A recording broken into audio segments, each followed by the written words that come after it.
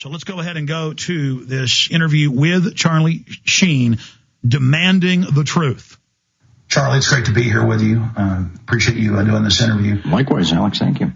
Why, after 3 years of silence concerning 9/11, are you now speaking up? And why have you written this public letter that you've now published? Well, Alex, I wrote this letter for two reasons. Firstly, I wanted to create a public document specifically rooted in fact. If anybody dares question that, I would encourage those people to scrutinize it, to research it. The truth is unchanging, Alex, as we both know.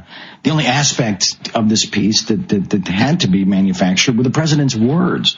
Everything else will withstand the critical assault I'm more than prepared to endure. And secondly, this is our first new president since 9/11, and consequently his first 9/11 anniversary in office.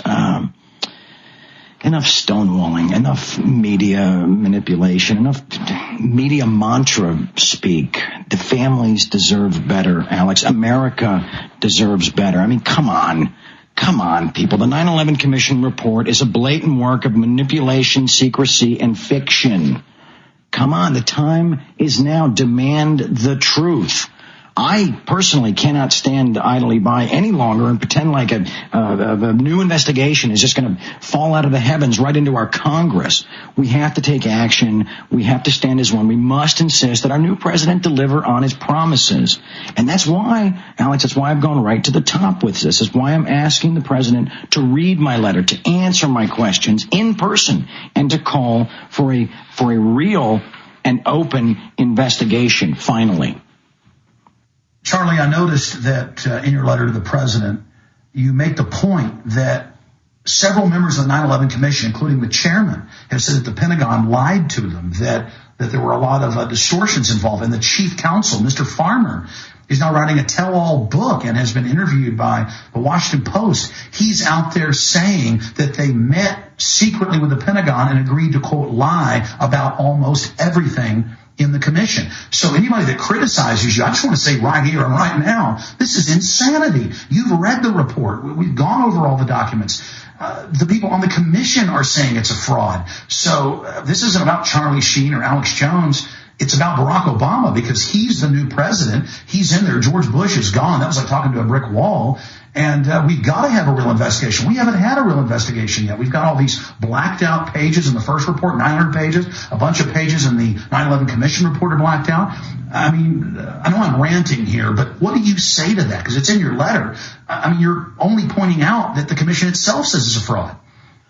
Well, I had faith that as time went on that more would be revealed. Month after month, year after year, more has continually been revealed. And as you have stated, these are the questions, these are the facts, these are the issues that found their way into my letter because, as I said, not as a challenge, just to not be misrepresented, just to not be. Month after month, year after year, more has continually been revealed. And as you have stated, these are the questions, these are the facts, these are the issues that found their way into my letter because, as I said, not as a challenge, just to not be misrepresented, just to not be. I counter you saying, how dare you question the official story? That will hurt the victims' families' feelings.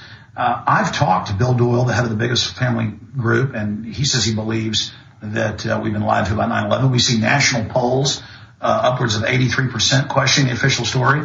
I mean, really, we're the majority out there. What's your take on this? I mean, do you see this asinine that every time we ask these serious questions that the establishment, media, and the politicians try to say, no, you're not allowed to ask questions, that's un-American? Teddy Roosevelt said that it's quintessentially American to love your country, but to question your government. And with all the cover-ups we've seen, all the lies about WMDs and everything else, and the commission itself coming out and saying that they agreed to basically lie, what's your take on the fact that they're probably going to come out and say, how dare you ask these questions? Alex, I actually addressed that in my open letter in 20 Minutes with the President, where I discussed that the message we carry, and by we, myself, America, and most importantly, the victim family members, where I do discuss this message will not be silenced anymore by the media-fueled mantras insisting how they feel and deciding for them for 8 long years what can be thought, what can be said, what can be asked. Even during the 9/11 Commission, the audience was filled with family members screaming that it was a fraud and a lie. They've been all over the news saying they want a new investigation. How dare the media imply then that it hurts the family's feelings to ask for one? They want a real investigation. Right. I mean, come on, Alex. It was all over the news during the 9/11 Commission investigation that the family members were deeply frustrated, and the questions that they needed to have asked never saw the light of day, those words never found their way onto the page into that report. And so we're not just, assuming or believing that because we're told that it's offensive to the families to question all of this. We know for a fact that this is not the case. We know that they've been calling for a new investigation. They've been demanding the truth. They've been looking beyond what they've been force-fed and told was the correct way to behave about their murdered family members. Charlie, what about all the experts? What is it now, over 800 different architects, engineers for 9/11 Truth that have signed public letters and written reports detailing that it was impossible the way the towers and Building 7 fell in the official story. And we have all these physicists coming out, and we have other celebrities coming out too, like Willie Nelson and Governor Jesse Ventura.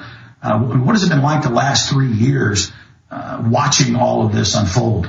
It's exciting, Alex. It's encouraging. It gives me hope. But rather than categorizing the different groups in the movement as the architectural group, the scientific group, I think it's important that we all just view ourselves as people of logic. What they're asking us to do, essentially what they're asking us to do is they're asking us to completely suspend everything we have learned and know to be true for our entire lives. And they are asking us on one specific day to take all of that knowledge, all of that experience, all of that truth, stand it on its ear, throw it out the window, and worship a new form of physics, worship a new form of reality. All right, we'll be right back.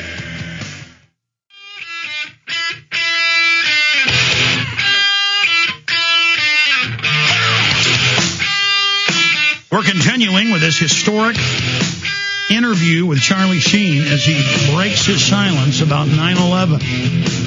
And we've got a special call to action video coming up tomorrow, and then Friday, Charlie Sheen live on the show. For those who just tuned in, he was live for about 8-9 minutes. Did you time it out with us at the bottom of the hour? So 30 minutes into the show, definitely want to tune in for that on the retransmissions if you missed it. Making big national news. Let's continue, and we'll go out to break with this and then come back and finish up the interview after the break. Stay with us. What they're asking us to do, essentially what they're asking us to do is they're asking us to completely suspend everything we have learned and know to be true for our entire lives. And they are asking us on one specific day to take all of that knowledge, all of that experience, all of that truth, stand it on its ear, throw it out the window, and worship a new form of physics, worship a new form of reality that is completely inconsistent with everything we know in each and every cell of our entire being. And it's important to note, Alex, that we're not just asked, we are told to believe these things, and then we are demonized for questioning them. As a free human being, as a free American, you're supposed to be able to question the government. And you got Building 7, 47-story building with a CIA headquartered in it, falls at free fall speed. NIST has now admitted that after denying it for years. And then we're demonized for asking questions when the 9/11 Commission itself and their chief counsel is saying it's a fraud and is writing a tell-all book. I see this whole cover-up collapsing, just like those buildings did when they blew them sky high. Well, Alex, all we can do is continue to ask the questions, continue to apply the pressure, continue to insist that no, this is not good enough. We are better than this. We deserve better than this. And we will not settle for anything shy of that. That's the big question, Charlie. Why are you doing this? Why'd you do it 3 years ago? Why now today? What is it that drives you, that makes you different from a lot of big Hollywood stars? I mean, you're super A-list, top of your game. And why are you focused on these issues when so many other people, at your level are, worried about their skin cream. Alex, for 26 years, more than half of my life, I have been creating fiction for a living. So believe me when I tell you, I recognize it when it presents itself, and even more so when it is forced into my grill. So on that note, Alex, I'm no longer afraid to say that the official 9/11 story is an absolute fairy tale, a complete work of fiction, and not even a very good one. Well, your letter makes perfect sense on that point. This thing is a work of fiction. They admit it's a fraud. It's been proven to be a lie from end to end. But we don't know exactly what happened that day. Hence, we do need to have a new investigation. Are you confident that Congress could engage in a free and open, impartial, new commission, or would they use the excuse of national security to cover